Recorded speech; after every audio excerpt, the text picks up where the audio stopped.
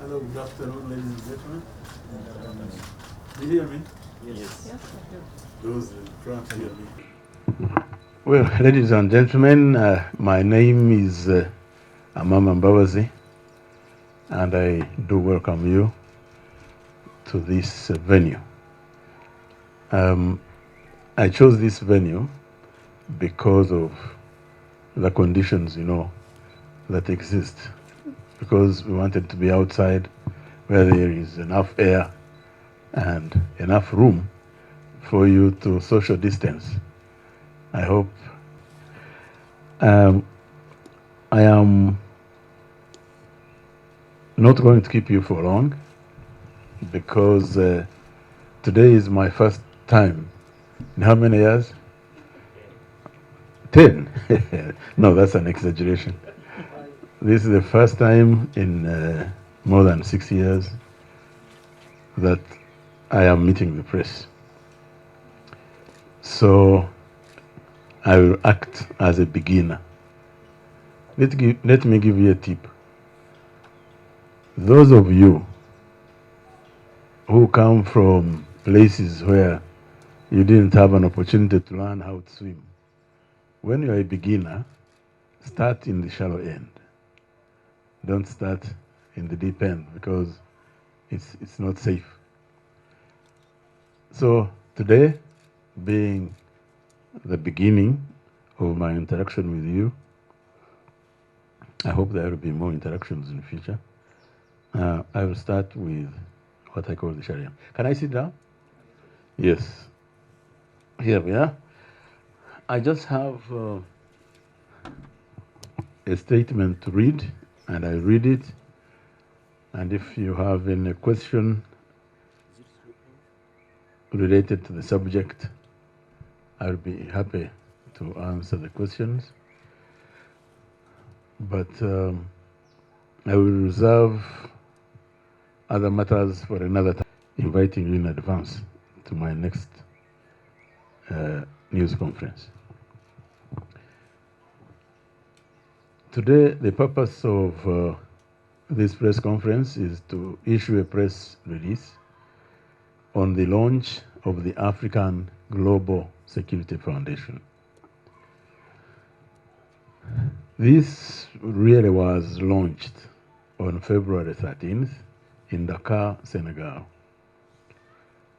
I made a very brief statement as we are leaving because the text that I'm giving you now had been agreed, but we needed to get everyone on board.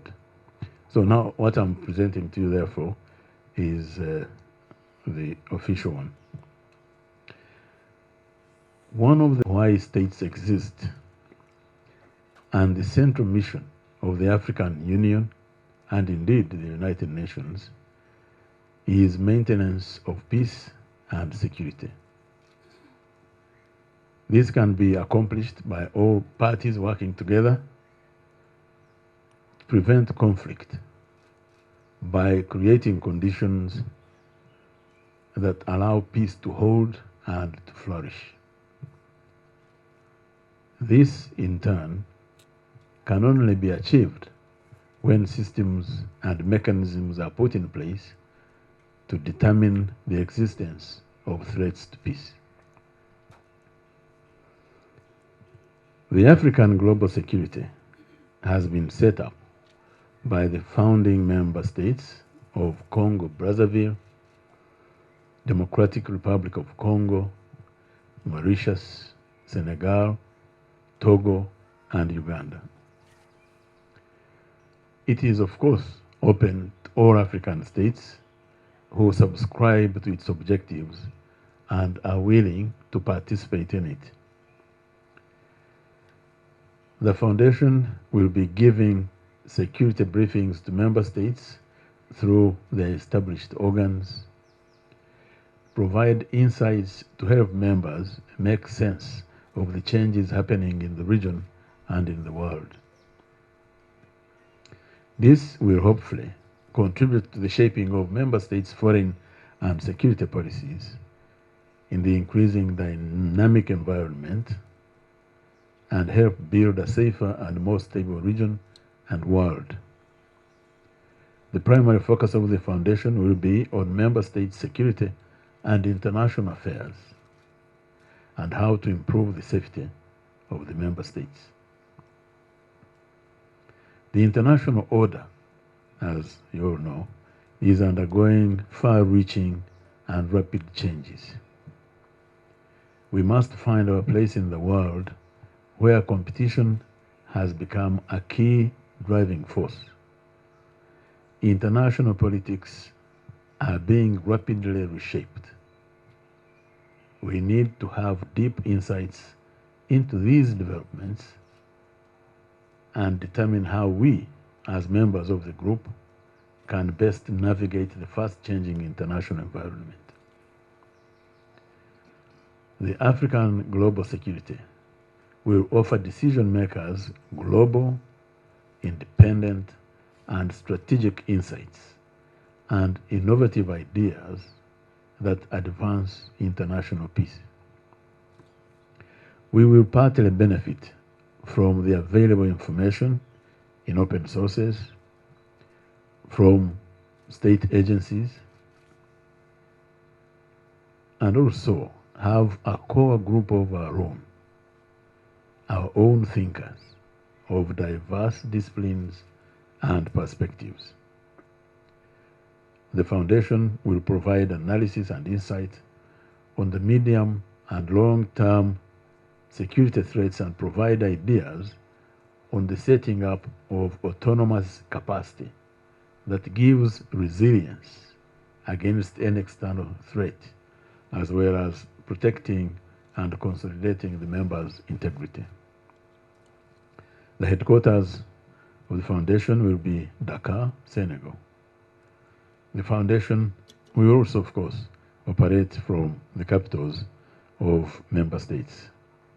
And as we speak now, His Excellency Macky Sall, the President of the Republic of Senegal, has already signed the legal instrument to establish this foundation, of course, in Senegal. The chairman of this foundation is Amama Mbabazi. The vice chairman will be Mr. Jean-Yves Olivier, who will also be in charge of international relations. So I am issuing this in my capacity as chairman of Africa Global Security. Thank you very much. That's all I wanted to tell you, because I thought this was such important news that it merited an interaction, face-to-face interaction. I could have given out this. I don't have copies for you. I had made hard copies. Well, thank you very much.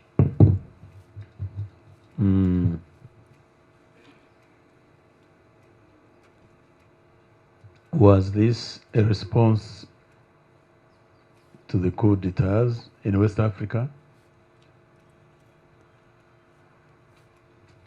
I think that's what Shabib was asking. I hope I got you right, Shabib. Yes, there you are. I don't think so. This is an idea that has been discussed over a period beyond the emergence of military coup d'etats in West Africa. Of course, coup d'etats have also been the result of the insecurity that has existed in some of these countries. So the decision to start the process of setting up something that would do what this statement says the African Global Security Foundation will do was having a global view of the security threats and issues in Africa and elsewhere, by the way. What is the relationship of the African global security with the organization, the African Union, Peace and Security establishment? Let me explain. This one is not a governmental body. What we have established, the African Global Security Foundation, is not a state organ of Uganda or any other member that subscribes to it now or in the future. It is a foundation which hopefully will have the capacity, as I said in that statement, to analyze both for purposes of short-term, medium-term, and long-term interest of Africa beyond the governments of today. What Africa needs to do to strengthen itself, to catch up with the rest of the world. It's not only threats of violence, wars, and things like that, but indeed other threats that have been an impediment to the development of Africa. So what we will do is build capacity by utilizing as many thinkers, we call them thinkers, as we can. And we deliberately said of diverse disciplines, because we want to be all around, and perspectives. We are not partisan, we are not going to be working for any particular group in any country, but we'll be working for the interest of Africa, for the members of this group, and Africa as a whole. So there is therefore no possible contradiction between the existence of this foundation and what is already going on, like that effort by the Peace and Security Council of the African Union.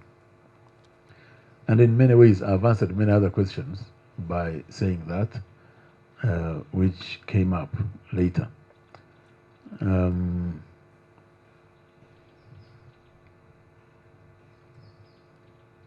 So dear, yes, we talked about developing an autonomous capacity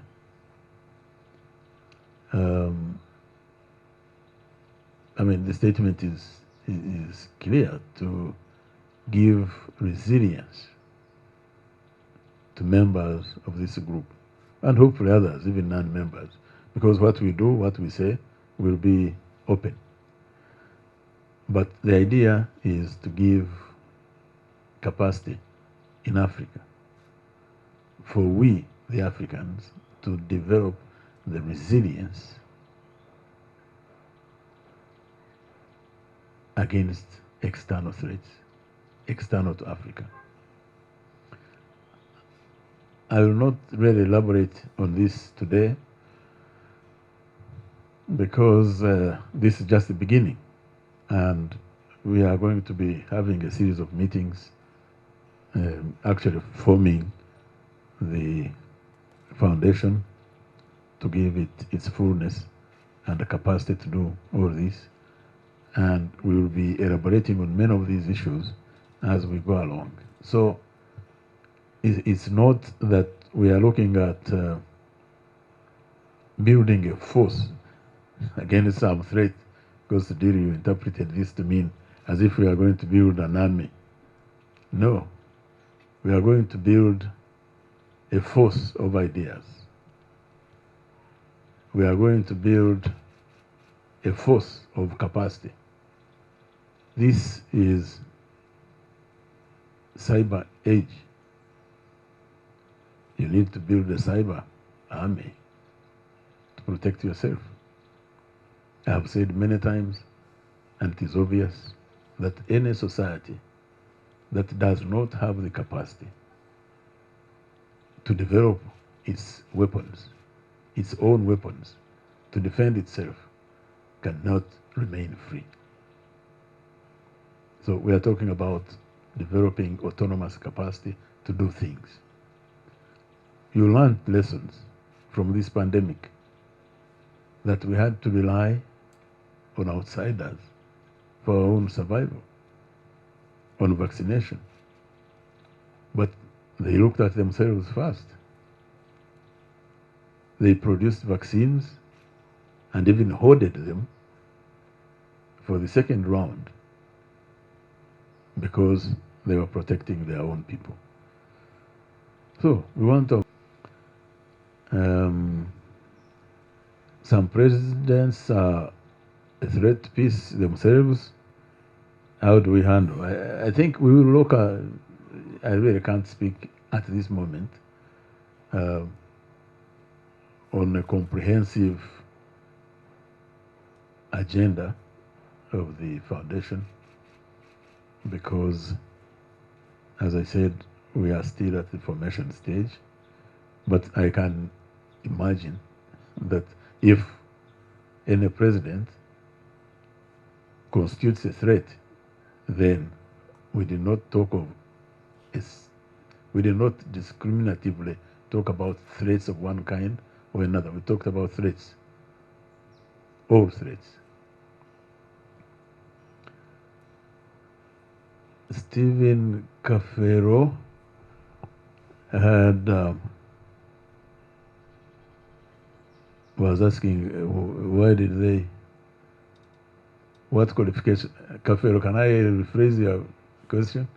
You are saying what qualifications did they see in you to give you this responsibility? I think you're asking the wrong party. Go and ask them, those presidents.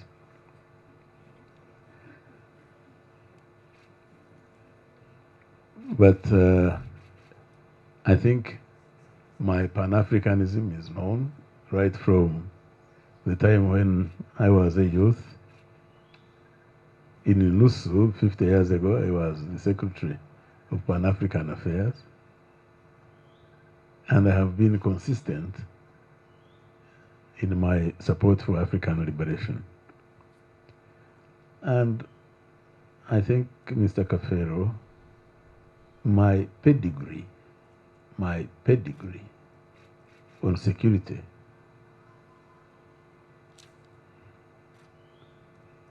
is self-evident. But I'm not campaigning. Cafero wants me to appear as if I'm campaigning. Have you reconciled your differences with President Museveni? Actually, no, the first question was, were you proposed, was your name nominated by President Museveni?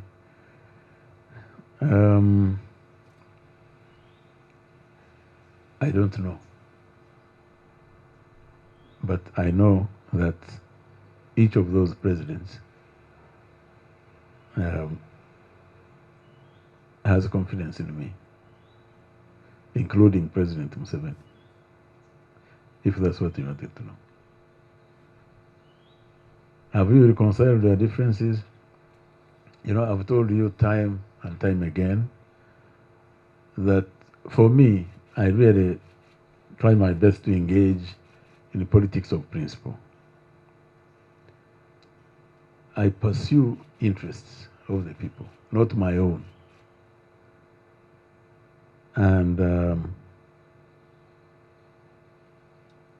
me with President Museveni, we've been together for a very long time, as you know. There are hundreds of things on which we agree. Even when I stood, you had me in the campaign, I was very clear. And I have always advocated this idea that really we must do everything possible to unite ourselves, to unite our people, to unite the resources that we have if we are to meaningfully and successfully meet the challenges we face. The NRM, when we took power here, quite a few years ago, we made the point, let's unite on those things on which we agree, and then we move forward together. Because the dangers to our independence, to our security, to our peace are so enormous. We need to work together to protect ourselves before we begin to talk about our differences.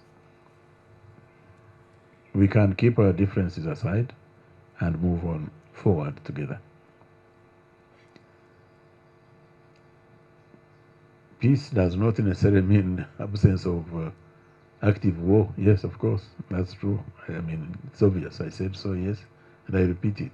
And that's precisely what I've been saying here, that peace, when we talk about peace and security, it's not only in relation to the conflict, active conflicts, but even other things that threaten our peace.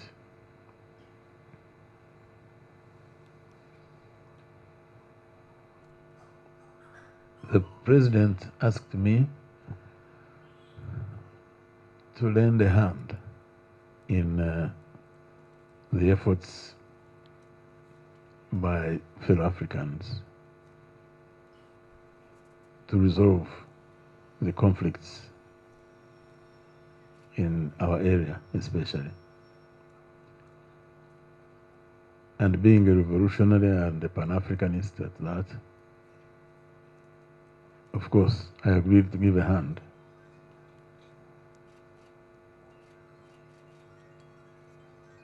So he offered me, and I accepted, to be a presidential special envoy, not advisor, special envoy on the Great Lakes region, South Sudan, and Ethiopia. And I agreed because I believe in peace. I believe war, senseless war, is something all of us must unite to stop, to bring to an end. And I'm happy to play my part in that effort.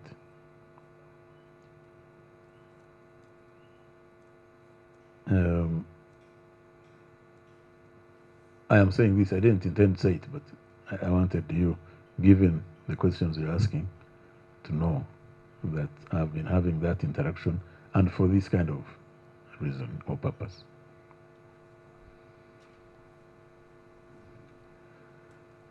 Umar talked about torture and things like that. Of course, you know my views about torture. Because torture is unacceptable. It is in breach of our law. You know, I belong to NRM, those of you who didn't know it, because I subscribe to the principles, the policies of NRM, because, as you know, I substantially contributed to the formulation of these. And one of the things we fought for was freedom for our people. Freedom irrespective of what political opinion you have. We subscribe to the idea of having a peaceful society ruled by law.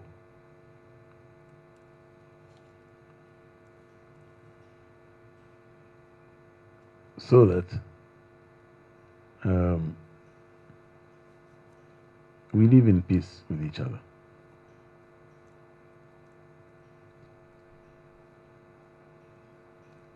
Torture is not a civilized way of doing anything.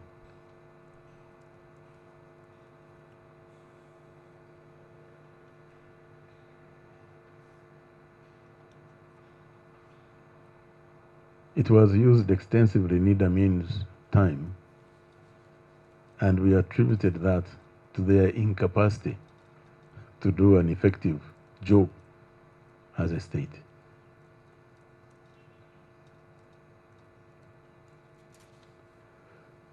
And I believe the government of NRM, and certainly NRM, does not subscribe to torture. And I've had government condemn it, and I think they should continue to do so and take strong and effective measures to stop it, if it is happening. Because I am speaking theoretically, not in respect of any particular case, because some of the cases that have been current in the news are in courts of law, and maybe I shouldn't comment on them. Will I be in Dhaka? No, I'll be here. I may go to Dhaka once in a while, but who asked this? Umar Kashaka. I am a modern man.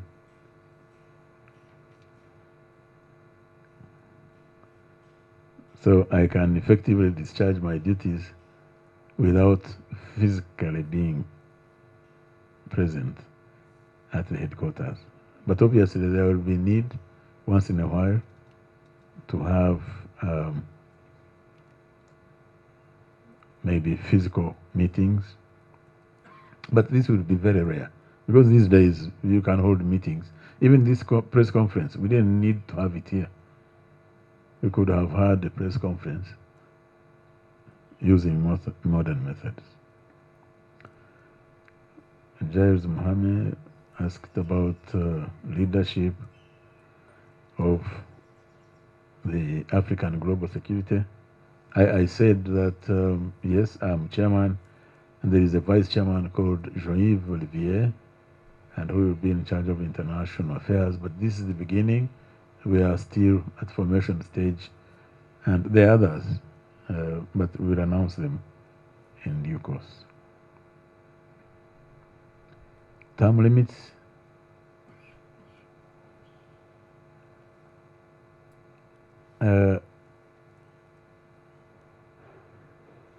Term limits.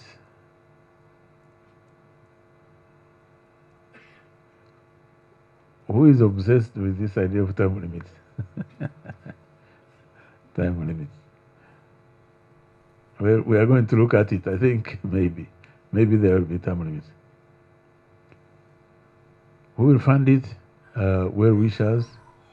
Members will be paying subscription, I imagine. Again, we have not finalized this, but obviously it will be maintained by its members and well wishers. And by the way, we'll be happily interfacing and interacting with people in the whole world who subscribe to our objectives, our aims and objectives as well. So thank you very much. I wish you a happy new year, and I look forward to seeing you again, hopefully soon.